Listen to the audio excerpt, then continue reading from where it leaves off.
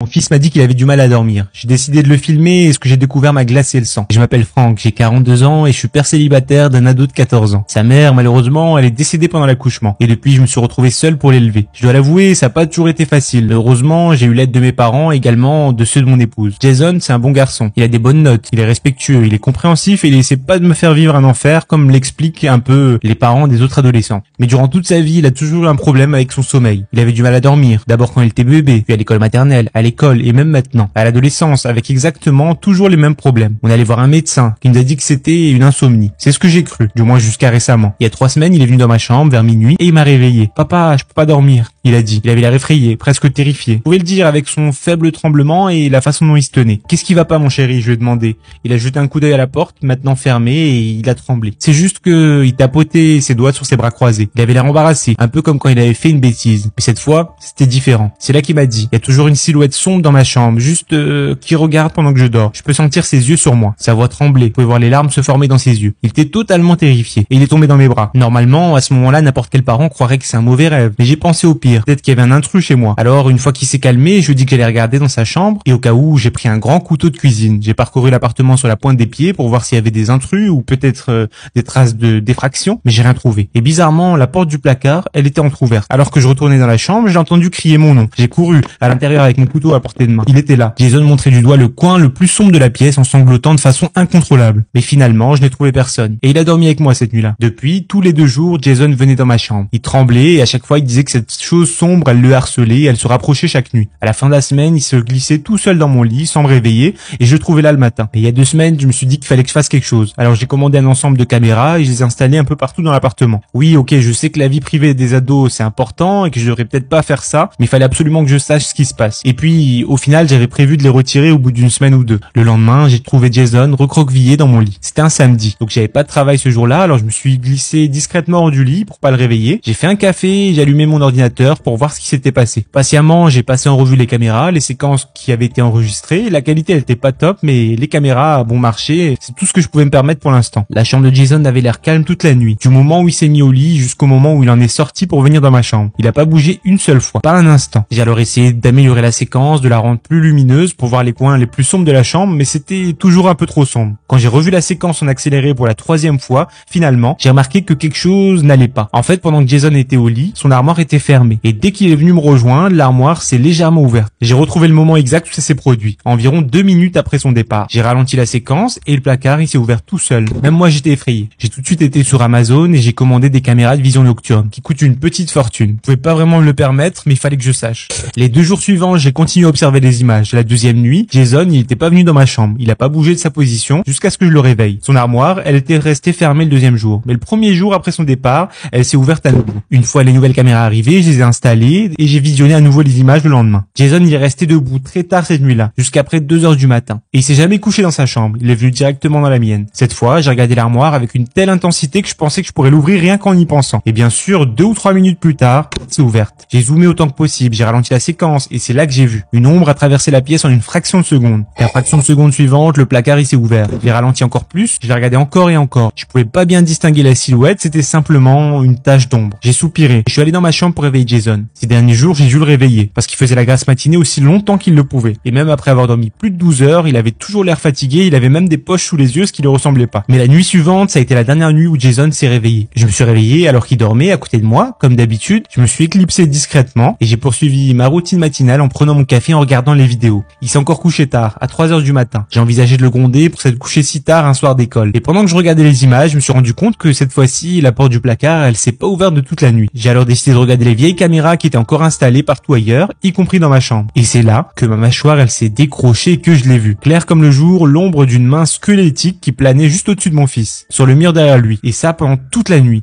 J'ai couru jusqu'à ma chambre et j'ai essayé de le réveiller doucement, comme je le faisais chaque matin, mais il a pas bougé. Alors j'ai essayé de le secouer. J'ai crié pour qu'il se réveille, mais il s'est pas réveillé. J'ai appelé l'ambulance parce que je savais pas quoi faire. Et arrivé à l'hôpital, ils m'ont dit qu'il était dans le coma. J'ai continué à regarder les enregistrements, encore et encore. J'ai regardé les plus anciens des dernières semaines et j'ai découvert quelque chose d'horrible. Chaque Chaque nuit, quand Jason venait dormir dans ma chambre, l'ombre, elle le suivait. J'ai vu ça grâce à plusieurs caméras. L'ombre, elle passait par sa chambre, elle passait dans le couloir, dans la cuisine, puis dans la mienne. Et tout ça en quelques secondes. Et là, dans ma chambre, elle se tenait juste au-dessus de lui. Elle se rapprochait un peu plus chaque nuit. Je sais pas vraiment comment la décrire. Elle ressemble à rien de ce que j'ai vu auparavant. Une ombre si sombre, si noire que l'obscurité de la pièce l'éclairait de manière étrange. Mais tout ça, ça nous a amené aux événements de la semaine dernière. Depuis que Jason est à l'hôpital, je commence à sentir la présence de l'ombre. Et moi aussi, j'ai commencé à la voir se rapprocher de moi pendant mon sommeil. Chaque nuit un peu plus. Et en me basant sur ce qui s'est passé avec Jason, j'ai réussi à mettre en place une chronologie. Et si mes calculs sont bons, aujourd'hui, c'est le dernier jour où je serai capable de me réveiller par moi-même. Ce qui signifie que peut-être que demain matin, je me réveillerai plus. Je dois vous avouer que j'ai plutôt peur maintenant tout seul. Alors j'ai conduit jusqu'à chez mes parents et je leur ai donné des instructions spécifiques pour me réveiller. Cette nuit, on va enfin savoir si cette chose elle va me suivre jusqu'ici et il faut encore que je trouve comment réveiller mon fils. Abonne-toi et dis-moi dans les commentaires si tu veux la suite. Il avait du mal à dormir, j'ai décidé de le filmer partie 2. Mon nom est Franck, je vous en supplie, retenez-le. J'ai jamais pensé que je ferais une partie 2, mais je suis là. Les 12 dernières heures ont été des montagnes de russes d'émotions. J'étais pas capable de dormir une seule seconde depuis que je me suis réveillé. Mais laisse-moi d'abord commencer là où je me suis arrêté la dernière fois, chez mes parents. J'ai jamais essayé de leur expliquer ce que j'avais vu ou vécu, je savais qu'ils comprendraient pas. Ils auraient même pas essayé de comprendre, ils ont toujours été de grands sceptiques de l'inconnu. Et dans ce cas-là, ça aurait que compliqué la situation. Mes parents m'ont réveillé vers 13h. Ils pensaient que je me réveillerais seul, mais c'était pas le cas. Je me suis réveillé en sursaut en voyant le visage inquiet de mon père qui me regardait dans les yeux. Je pensais que t'allais plus jamais te réveiller, m'a-t-il dit d'un ton inquiet. Puis s'est raclé la gorge et il a commencé à marcher. Va prendre ta douche. Je me suis levé avec l'impression de pas avoir dormi du tout. Mon corps était complètement épuisé. Je me sentais différent, presque comme si quelque chose me manquait, une grande partie de moi-même. J'ai essayé de me rappeler ce que je faisais dans la maison de mes parents. Puis je me suis souvenu avoir installé mon téléphone pour me filmer. Je me suis souvenu de l'ombre, mais je n'arrivais pas à me rappeler pourquoi j'avais essayé de la filmer. Les images capturées par la caméra de mon téléphone, sans aucun moyen de les améliorer, m'étaient inutiles. J'ai décidé de vérifier mon téléphone et c'est là que j'ai trouvé des milliers de vos notifications ainsi que le message la dernière fois. Ce message que je ne me souviens pas avoir écrit. Jason, un fils, j'ai un fils. Les questions envahissaient mon esprit alors que je lisais et relisais les mots que je ne me souvenais pas avoir écrits. J'ai conduit frénétiquement jusqu'à mon appartement, sans trop savoir ce que je cherchais. J'ai exploré chaque pièce et j'ai trouvé la sienne,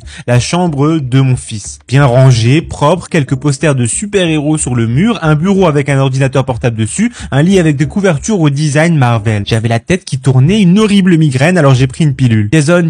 J'avais un fils nommé Jason. J'ai pris mon téléphone et j'ai appelé mon père. Hey Matt, qu'est-ce qui se passe? Tu es parti si vite. Jason, tu te souviens de Jason? J'ai soufflé dans le combiné. Jason? Non. Je peux pas dire que je me souvienne, c'est un de tes amis peut-être? Il s'est passé quelque chose? Mince, j'ai pensé. Non, c'est pas grave, merci papa. J'ai raccroché avant qu'il ne puisse dire un mot de plus. Sur le message que j'ai écrit, je dis clairement que j'ai un fils nommé Jason. Jason qui est dans le coma. J'ai regardé dans toute la maison, aucun album photo, absolument aucune preuve de son existence ici. À part une chambre d'enfant intacte. J'avais mal au cœur, j'avais la tête qui tournait, le sentiment de manquer quelque chose, mais sans savoir ce que c'était. Comme si c'était sur le bout de la langue, c'était insupportable. En cherchant bien, j'ai trouvé un certificat de décès de ma femme et je l'ai lu attentivement. Il était clairement dit qu'elle était morte en donnant naissance à un enfant. Mais alors où est cet enfant? Pourquoi je me souviens pas de lui et je me souviens clairement d'elle? J'ai fouillé dans la maison, j'en ai fait un désordre total, mais à la fin j'ai rien trouvé. Pas d'acte de naissance, pas de vieux documents ou de notes de professeur ou encore un rendez-vous chez le médecin. Je me suis effondré sur le canapé, épuisé, les yeux lourds, mais quelque chose me tiraillait derrière la tête. J'ai donc pris mon ordinateur portable et c'est là que j'ai découvert les images de la caméra dont j'ai parlé dans le dernier article. Je l'ai vu. J'ai clairement vu mon fils Jason, dont je me souvenais pas, grimpant dans mon lit à 3h du matin. J'ai vu l'ombre ou la silhouette, la main squelettique planant au-dessus de lui. Puis, jusqu'au matin, je me suis vu crier et le secouer pour le réveiller, mais il s'est jamais réveillé. Je me suis précipité à l'hôpital où je pensais l'avoir laissé. Je devais le voir. Jason, je dois voir Jason. Dit à la réceptionniste essoufflée. Jason, je pense pas que nous ayons un patient nommé Jason. La jeune femme m'a répondu sans lever les yeux. Un garçon de 14 ans dans le coma, j'ai demandé. Oh, son nom est Jason, vous êtes son tuteur? Quoi? J'ai besoin de voir une pièce d'identité, s'il vous plaît, monsieur. Elle a continué. Et j'ai alors sorti mon passeport et lui ai tendu. Vous avez également la carte d'identité du jeune homme?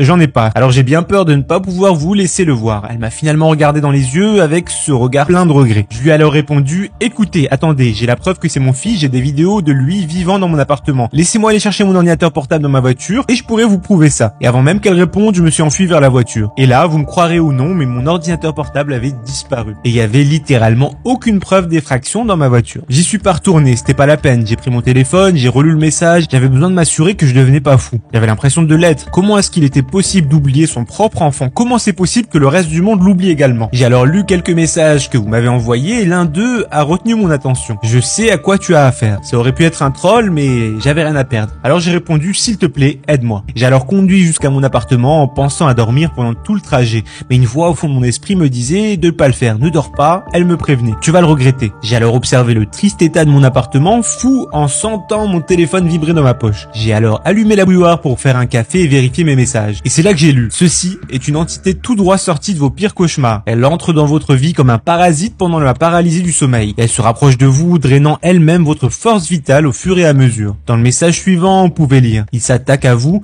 lorsque vous êtes le plus vulnérable, dans un état de sommeil. Plus longtemps il s'attache à vous et plus vous vous sentirez fatigué chaque nuit. Et plus il drainera la vie hors de vous, jusqu'à ce que la quantité habituelle de sommeil sain ne puisse plus recharger votre corps. C'est ce qui est arrivé à votre fils. Son énergie, elle s'est épuisée. Il a besoin de plus de sommeil que jamais pour pouvoir se réveiller. Et il ne le laisse pas faire. Cette chose, elle peut se diviser, garder ses victimes paralysées pour qu'elles ne puissent pas se réveiller toutes seules. Et une fois qu'elles sont assez faibles, elles ne peuvent pas non plus être réveillées par quelqu'un d'autre. Ça va continuer à le vider jusqu'au jour de sa mort. C'est complètement fou. Mince, je me souviens de cette ombre, ce sentiment étrange de quelqu'un qui me regarde constamment, et j'ai aussi écrit à ce sujet dans mon dernier post. J'ai alors écrit à la personne comment ça s'appelle et comment est-ce qu'il a effacé son existence. Elle m'a répondu, c'est compliqué. Je vais te donner une adresse, viens là-bas et quoi qu'il arrive ne dors pas. J'ai alors mis l'adresse dans le GPS et c'était à 1h30 de route, j'ai fait le plein de café, je suis monté dans ma voiture immédiatement. Pendant tout le trajet, j'ai senti une présence dans ma nuque et j'ai pu voir de légères ombres bouger au coin de mon œil. Quand j'ai regardé vers elle, tout était aussi calme que de la glace. Une fois l'atroce heure et demie passée, j'ai envoyé un message à l'homme mystérieux, je suis là. L'adresse, c'est celle d'une vieille maison presque abandonnée. Je suis sorti de ma voiture, je me suis dirigé vers la porte d'entrée et avant que je puisse frapper, elle s'est ouverte et un homme âgé sans abri,